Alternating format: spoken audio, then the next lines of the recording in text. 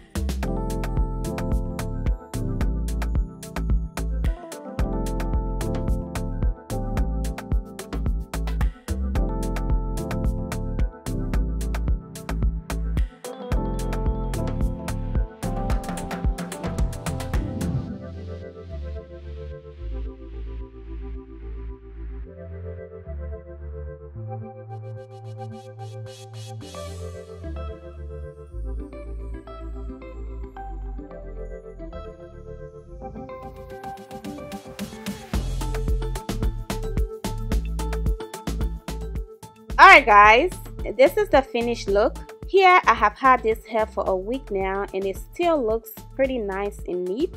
The older it gets, the better because it looks more natural and it's flexible. Thank you all for watching. Do not forget to hit the like button and subscribe to my channel, and also hit that notification bell so that you'll be notified whenever I upload a new video. Thank you all, and I hope to see you in my next video.